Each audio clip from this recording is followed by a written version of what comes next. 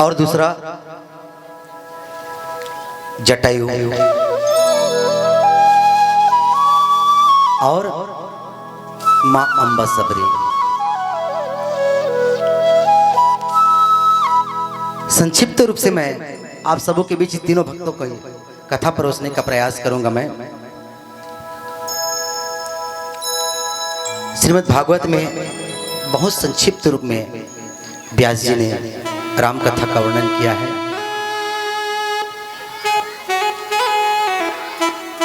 भगवान थोड़ा बड़े हुए,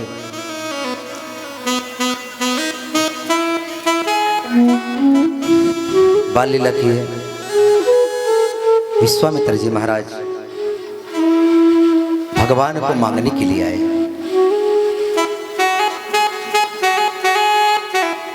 असुर समूह सवतावहि मोहि, मैं जाचने आयो प्रभु तो ही। महाराज दशरथ ने कहा, देखिए एक भारत के संत किसी के पास मांगने के लिए जाते हैं तो कोई अस्त्र या शस्त्र मांगने के लिए नहीं जाते, वो भगवान को मांगने के लिए जाते हैं।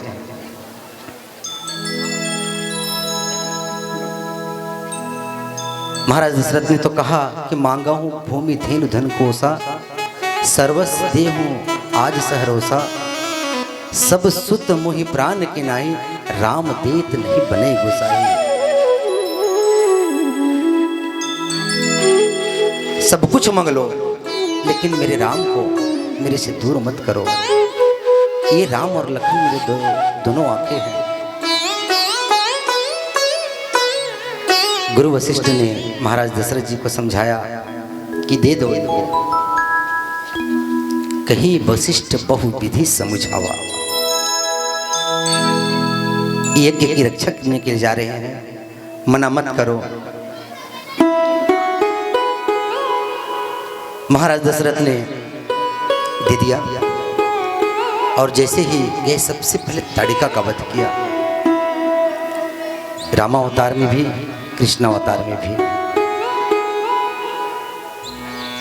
भगवान राम सबसे पहले ताड़िका का वध किया, महिला का वध किया, राक्षसी का वध किया। राक्षसी स्त्री का वध करके समाज को ये बताना चाहते हैं भगवान, मैं सबसे पहले उसका वध करता हूं जिससे दुर्गुण उत्पन्न होता है। ताड़िका का वध करके आगे अहिल्या का उद्धार किया। निवेदन करो, पूरी राम कथा में भगवान दो आश्रम में गए हैं बिना बुलाए, जहां भगवान को बुलाना नहीं पड़ा। एक तो अंबा सबरी के पास और अहिल्या जी के पास।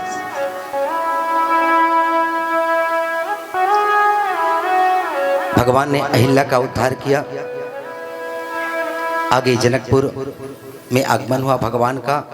जनकपुर दर्शन के धनुष यज्ञ हुए। मां जानकी का विवाह भगवान के साथ संपन्न हुआ। अयोध्या आनंद से भर गया। भगवान के राज्याभिषेक की तैयारी जैसे ही चल रही थी, अयोध्या में मंथरा का नजर लग गया। कैकेयी के दो वरदान थे। कैकेयी ने महाराज दशरथ से उस दोनों वरदान को मांगे कि तापस वेश विशेष उदासी, 14 वर्ष राम वनवासी। भगवान का 14 वर्ष का वनवास हुआ। वनवास काल में ही भगवान ने अपने एक ऐसे अटपटे भक्त से मिले।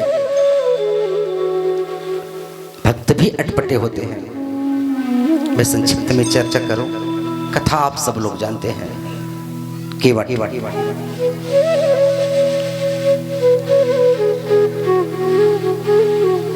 जैसे ही गंगा के किनारे गए,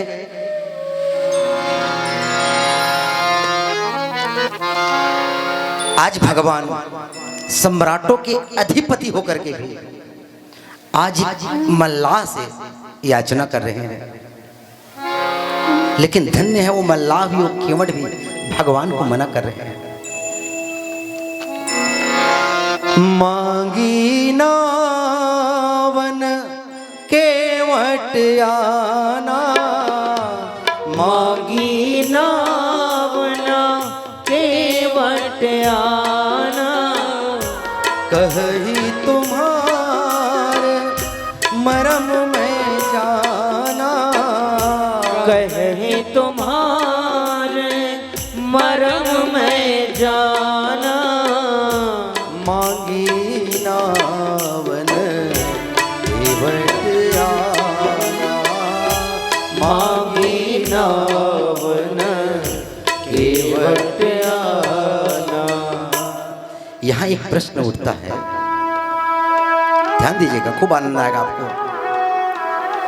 क्या गंगा जी में एक ही नाव था? मान लो अगर केवट ने नहीं दिया नाव, मना कर दिया तो मैं नाव पे तुम्हें नहीं बैठाऊंगा, क्योंकि मैं तुम्हारी पैरों के मर्म को जानता हूं, तो घाट में और अन्य मल्लाहों के तो नाव पड़े हुए थे वहां पर, चाहते तो वहां भी जा करके दूसरी नाव में बैठ करके भगवान ने पार हो सकते थे।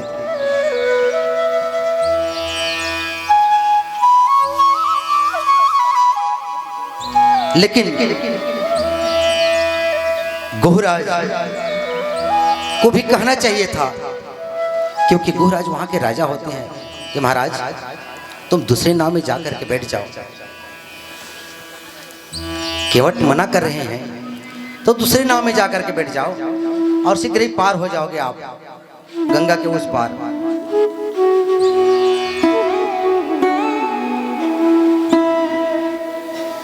दूसरी बात, जब भगवान ने कहा, भगवान से कहा केवट ने कि मैं तुम्हारे पैरों के मर्म को जानता हूं, तो भगवान को भी यहाँ बोलना चाहिए था कि मेरे पैर में ऐसे क्या मर्म है जिसको तुम जानते हो, लेकिन भगवान भी यहाँ चुप थे।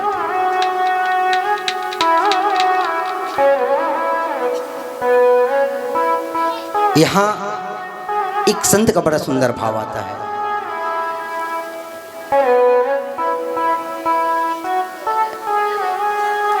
भगवान को तो मना कर दिया केवट ने,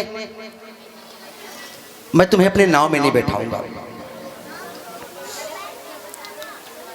आप लोग बातें कम करेंगे तो ज्यादा आनंद आएगा।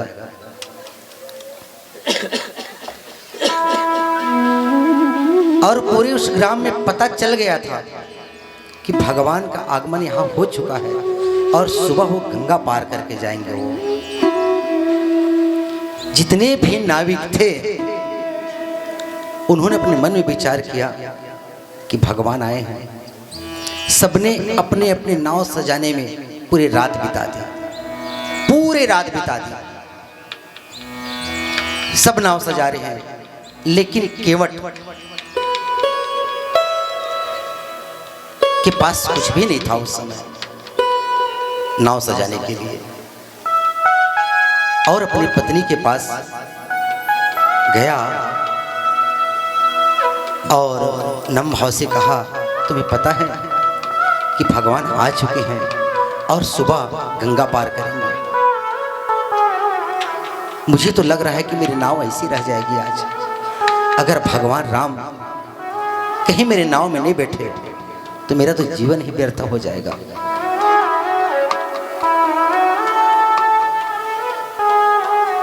सब अपने अपने नाव सजाने में लगे हैं।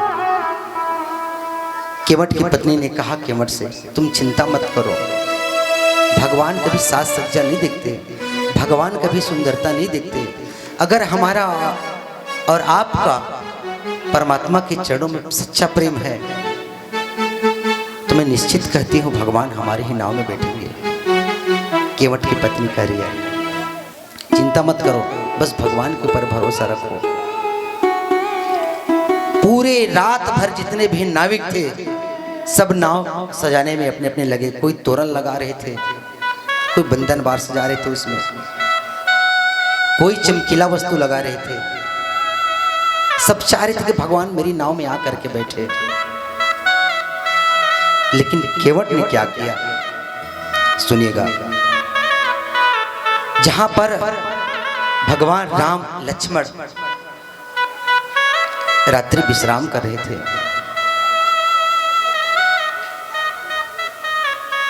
वहां पर चले गए और गुहराज और लक्ष्मण जी महाराज का उन्होंने सत्संग सुन लिया। लक्ष्मण जी महाराज गुहराज को बतला रहे थे कि राम साक्षात परब्रह्म परमात्मा है, साधारण नहीं है। उनको एक चरणों में समस्त पुरुषार्थ है।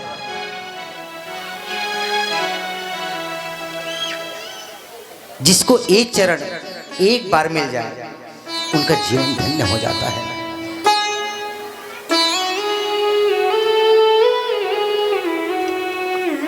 केवट मन में विचार किया, बात बन गई। अब ये हो सकता है कि भगवान का चरणामृत मुझे मिल सकता है। उनको याद आया कि गुहराज के पास केवट का एक वरदान बाकी था। एक वर्ष पहले जब गुहराज जंगल में आखेट करने के लिए गया था, शिकार करने के लिए गया था, तो शिकार तो मिला नहीं। गुहराज को भूख प्यास से तड़पने लगा। उसी जंगल में केवट लकड़ी लेकर के आ रहे थे। अचानक दोनों का मुलाकात हो गया। गुहराज ने केवट से कहा कि भैया लकड़हारे, क्या तुम मुझे पानी पिला सकते हो? मैं प्यास से तड़प रहा हूँ, कुछ खिला सकते हो? मैं शिकार के लिए आया था, किट के लिए आया था, कुछ नहीं मिला और प्यास से मैं तड़प रहा हूँ। केवट ने कहा, बिल्कुल, आप तो राजा हो और राजा का सेवा करना प्रजा का धर्म होता है, लो पानी पियो। गुहराज ने कहा, केवट, आज तुमने मेरी प्यास बुझाई है, जरूर कुछ वरदान मांगो। आज मैं देने के लिए तैयार हूं तुम्हें, कुछ वरदान मांगो। केवट ने कहा, अभी तो नहीं मांगूंगा, समय आने पर जरूर मांगूंगा मैं। और केवट को वो बात याद आ गई।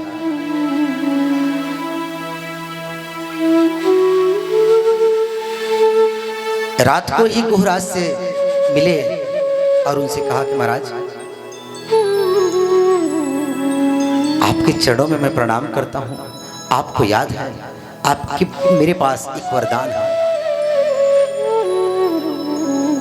गुहराज ने कहा, केवट, आज तुम एक नहीं, जो वरदान मांगना चाहते हो वो मांग लो, क्योंकि आज तो हमारे गांव में, हमारे घर में राम जी आए हुए हैं। जो मांगना है मांग लो। केवट ने कहा कि महाराज, मैं मांगूंगा तो सिर्फ एक वरदान मांगूंगा। बोले, क्या? सुबह होते ही पूरे गांव में मुनादी करवा दो कि भगवान राम किसी के नाव में न बैठे, और बैठे तो सिर्फ मेरे ही नाव में बैठे। गुहराज वचनबद्ध हो गए और वैसे ही किया और केवट का भाग्य खुल गया।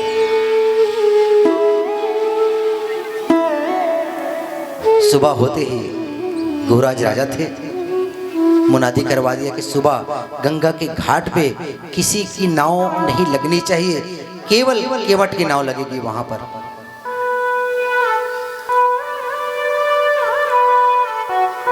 अब केवट तो खुश हो गए। अब तो निश्चित है कि मेरी नाव में भगवान बैठेंगे और मुझे वो सब पुरुषार्थ मिल गया जो रात को मैं लक्ष्मण और गुहराज दोनों के सत्संग से सुना था।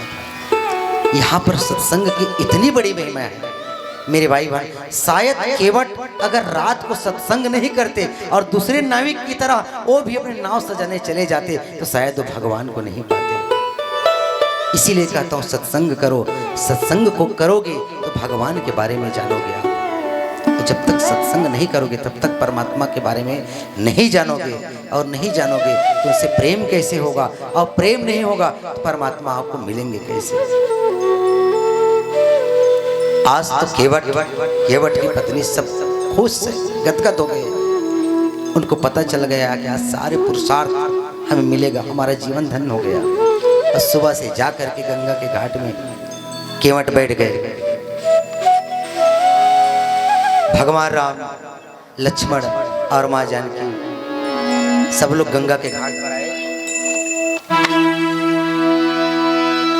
मांगी नावन केवट आना, मांगी नावन केवट आना, मांगी नावन केवट आना, मांगी नावन केवट आना, कही तुम्हारे मरम में जाना, कहीं तुम्हारे मर्म में जाना, कही तुम्हारे मरम में जाना। अब भगवान केवट से नाव मांग रहे, केवट कर नहीं, मैं नहीं दूंगा तुम्हें। बोले क्यों? मैं तुम्हारे पैरों में जो जादू है, जो मर्म है, उसको मैं जानता हूं। भैया मैं एक गरीब आदमी हूं, इसी से मेरी जीविका चलती है, इसी से मैं जीवन यापन करता हूं। फिर मैंने सुना है आपके चरण पड़ते हैं एक पत्थर से नारी उत्पन्न हो गई, वो तो पत्थर से नारी उत्पन्न हो गई, और मेरी नाव तो काठ की है, लकड़ी की है। इसमें अगर आपका कहीं चरण पड़ा और इसमें से कहीं नारी उत्पन्न हो गई, अभी तो एक ही है घर में, एक को ही पालने की हिम्मत नहीं है, और ये भी नारी आ जाएगी, कहाँ से मैं पालूंगा उसको? इसलिए मैं तुमको अपने नाव में नहीं बिठाऊंगा। मैं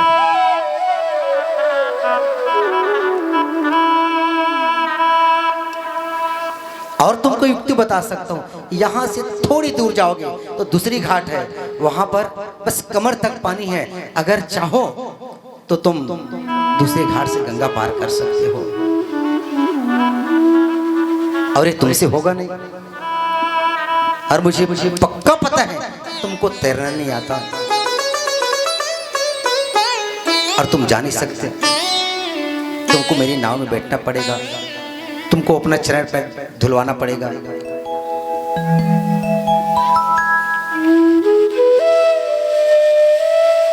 भगवान मन ही मन हंस रहे हैं, और माँ जानकी की तरफ को देख के भी हंस रहे हैं। भगवान सब कुछ हार गए। लक्ष्मण ने कहा, भगवान ये इतने देर से इनसे क्या वार्ता कर रहे हो? इनको बोलो अगर पार उतारे तो ठीक है, नहीं तो अपनी कुछ दूसरी व्यवस्था करेंगे हम। केवट ने भगवान तरफ इशारा किया और भगवान से कहा, देख रहे हो तुम्हारी भाई का क्या कर रहे हैं? लक्ष्मण को क्रोध आया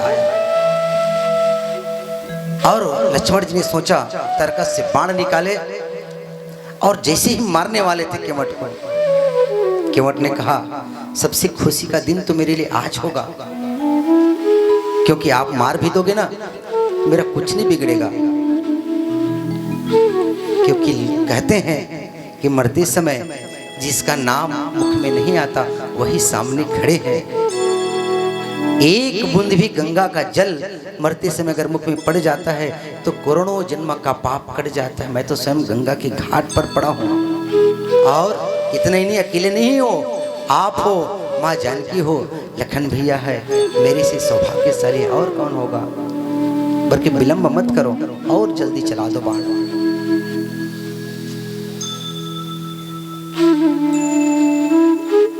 लक्ष्मण जी ने तत्काल बाण अपने तरकस में वापिस कर दिया। लक्ष्मण जी सोचते हैं, अगर आज इसको मार देता हूं, हमको तो उस पार जाना है, यही 13 दिन तक फंस जाएंगे, 10 गात्र तेगिर तेरी सब हमको करना पड़ जाएगा। अगर इसको मैं मार देता हूं तो भैया कहेंगे इनके अग्नि संस्कार करो, और ऐसे कहते हैं कि जो अग्नि संस्कार करते हैं कि जब तक पूरा क्रिया कर्म नहीं हो लेता तब तक शुद्ध नहीं होता। जबरदस्ती 13 दिन तक फंस जाएंगे यहीं। इसलिए बाण अपनी तरकस में वापस कर लिए लक्ष्मण जी। भगवान ने कहा धन्य है केवट, आज तुम्हारे प्रेम काल को भी वापस कर देता है। अगर प्रेम करना है तो केवट की तरह भगवान से प्रेम करो जो काल को भी लौटा दे।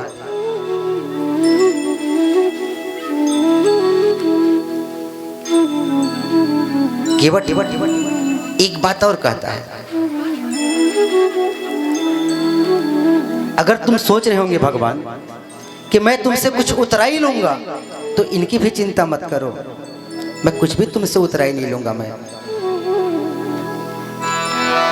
पद कमल धोई चढ़ाई नावन, नाथ उतराई चहो। पद कमल धोई चढ़ाई नावन, नाथ उतराई चहो। मोहि राम राउरी नान दशरथ, सपथ सब साची कहो। मोहि राम राउरियान दशरथ, सपथ सब साची कहो। बहु तीर मारहु लखनऊ भय, जब लगिन पाय पखारियो। तब लगिन तुलसीदास नाथ, कृपाल पार उतारियो। पद कमल धोई चढ़ाई नाथ, उतराई चहो। केवट के इस प्रकार अटपटे वचन को सुन करके भगवान प्रसन्न हुए और केवट ने भगवान का चरण प्रक्षालन किया।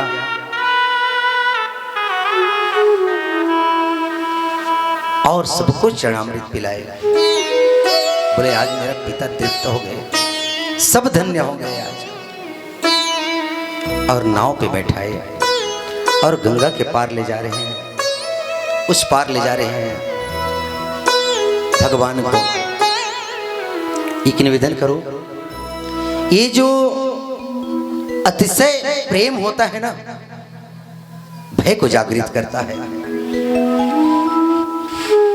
एक बार और सुन लीजिए, बहुत ज्यादा प्रेम, अतिशय प्रेम भय को जागृत करता है। केवट शीघ्र ही पार नहीं पहुंचाए उनको। जब गंगा के बीच में गए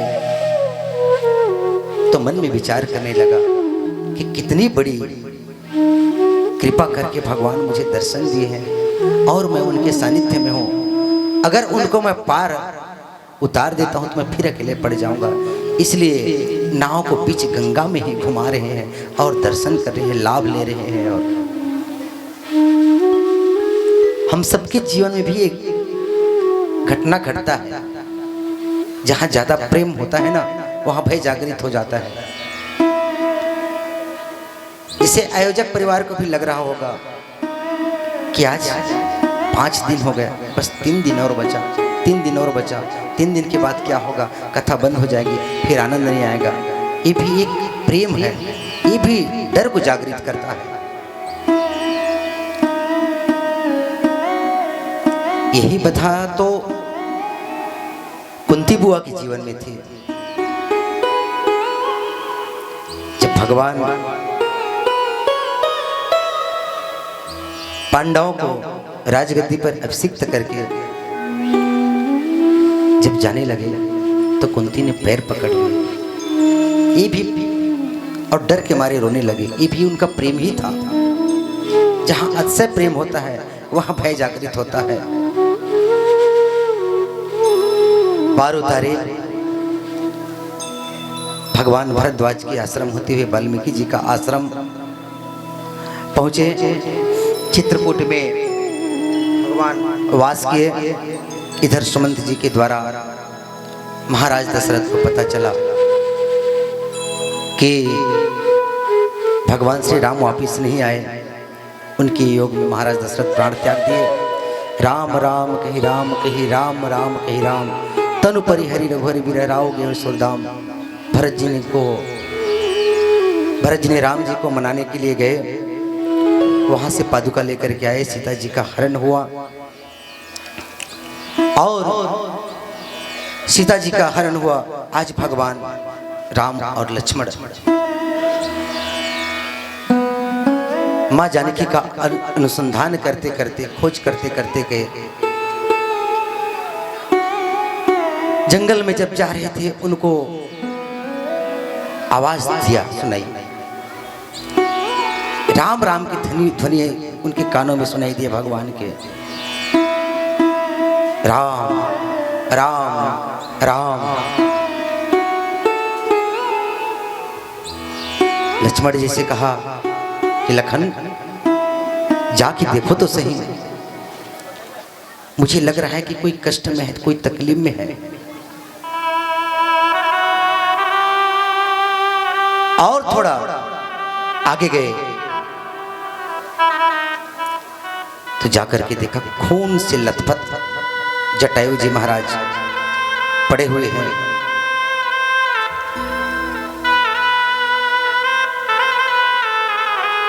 भगवान ने जटायु जी को अपने गोद में उठाया और गोद में उठा करके कहा, हे ताता, ये गति तुम्हारी कौन किए हैं? जटायु जी ने कहा कि नाथ दसानन यह गति किन्हीं, दसानन ने मेरी यह गति की है।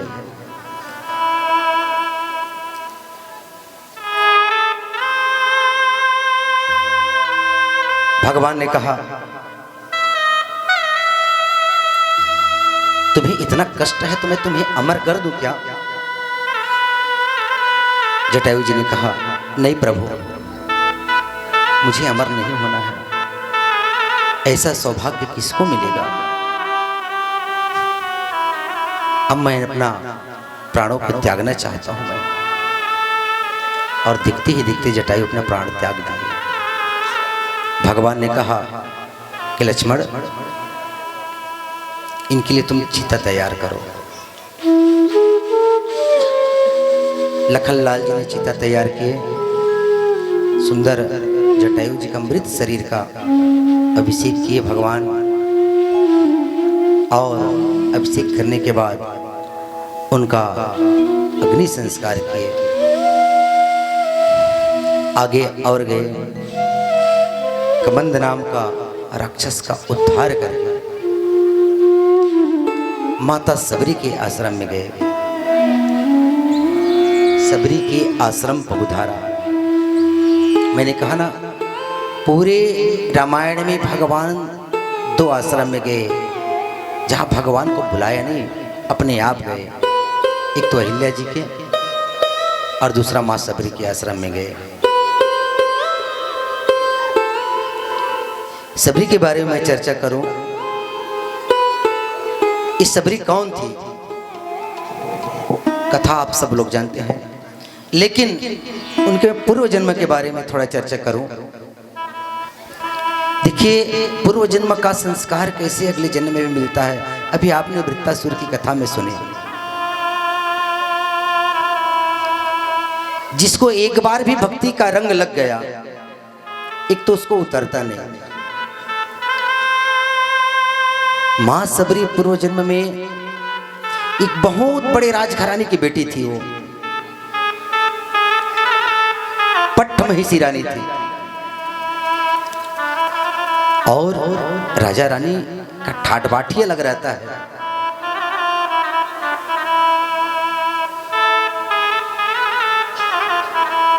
राजा ने सोचा, प्रयागराज में कुंभ का समय है, चलो हम सब लोग भी गंगा स्नान कर आते हैं, का दर्शन हो जाएगा और कुंभ का लाभ मिल जाएगा। मैं भी आपको सबरी का पूर्व जन्म की कथा सुना रहा हूँ कि सबरी थी कौन, कैसे पूर्व जन्म का संस्कार आता है।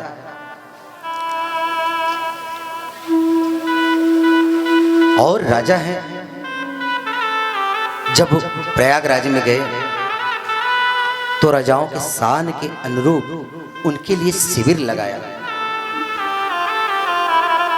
भाई यहाँ मान लो कोई मुख्यमंत्री आ जाते हैं तो उनके लिए विशेष व्यवस्था, ठीक उसी प्रकार राजा के शान के अनुरूप उनके लिए शिविर लगाया। ध्यान से सुनिएगा। एक दिन शबरी ने उस शिविर के झरोखे से देखा कि संगम के तट पर गंगा जी के किनारे बहुत से साधु संत बैठे हुए हैं और सब लोग कीर्तन कर रहे हैं, सब लोग नाच रहे हैं, सब लोग गा रहे हैं, भगवान की भक्ति कर रहे हैं, भजन कर रहे हैं।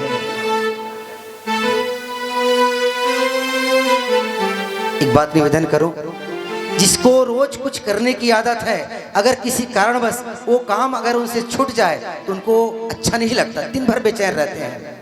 जैसे किसी को खूब भजन करने की आदत है, अगर किसी कारणवश उनका एक दिन भी भजन छूट जाए तो वो संतुष्ट नहीं रहते हैं, दिन भर बेचैन रहेंगे।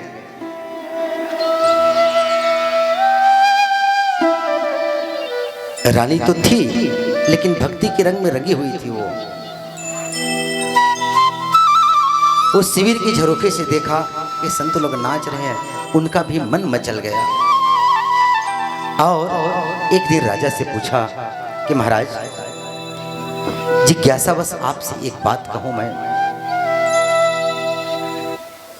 मुझे ये नितांत पता है, पक्का पता है कि जो बात मैं बोल रही हूं आपको वो आपके शान के विरुद्ध है, लेकिन मेरा मन रहा नहीं जा रहा है आपसे बोले बिना। अगर आपकी आज्ञा हो तो क्या मैं भी उन संतों के साथ में जाकर के कीर्तन कर सकती हूँ, सत्संग कर सकती हूँ, मैं भी नाच सकती हूँ। राजा ने कहा, देवी तुम सोच तो बहुत अच्छी रही हो, लेकिन तुम बहू हो और फिर हम राजा हैं। अगर राजा की बहू, राजा की बेटी अगर 50 के बीच में जाकर के नाचे तो क्या इज्जत रहेगी हमारी।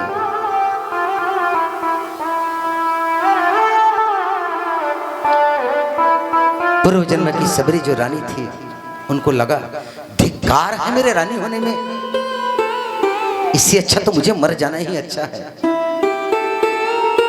ऐसा राजा और ऐसा रानी होने से भी क्या मतलब है, जो भगवान की भजन से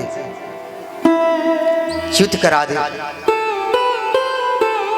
दूर करा दे, मुझे तो मर जाना ही अच्छा है। बहुत कष्ट हुआ, बहुत तकलीफ हुई उनकी, पूरे दिन ये बात सोचती रही कि मैं क्या करूं, आज मैं वंचित हो गई भगवान के भजन से, भगवान के कीर्तन से, साधु संतों का दर्शन से मैं वंचित हो गई, इससे अच्छा तो मुझे मर जाना ही अच्छा है। पूरे दिन भर सोचती रही और अर्धरात्रि को मन में एक फैसला ले ही लिया कि अब मैं नहीं जीऊंगी, धिक्कार है ऐसे रानी होने से मुझे, मैं जी के क्या करूं। देखिए सब लोग शिविर में सोए हुए हैं और अर्धरात्रि को उठ के संगम के तट पर चलेगी और बीच संगम में जाकर के कंठ पर्यंत जल में खड़ा होकर के कहने लगी कि हे गंगा मैया, अगले जन्म में मुझे नीच से नीच घर जन्म देना, लेकिन कभी रानी मत बनाना। गंगा मैया, अगले जन्म में किसी मुझे नीच से नीच घर जन्म दे देना, लेकिन कभी मुझे रानी मत बनाना, क्योंकि मैं भगवान के भजन कीर्तन सत्संग से वंचित नहीं रहना चाहती। और इतना गंगा मैया से वरदान मांग करके गंगा मैया में डुबकी लगा ली, प्राण तो निकल गया। जब सुबह देखे शिविर में तो रानी गायब है। पूरे शिविर में हाहाकार मच गया कि रानी गायब कैसे हो गई। पता लगाया, कहीं नहीं मिला। संगम में जाल बिछवाया, शरीर तो रानी का मिला, लेकिन प्राण तो निकल गए थे। वही अंतमती सागति के अनुसार पूर्व जन्म में वही रानी एक सबर जाति में जन्म ले। लेकिन कहते न कि भक्ति बीज पलटे नहीं। बीज को आप उल्टा बो चाहे सीधा बो, उसमें से पेड़ तो निकलेगा ही।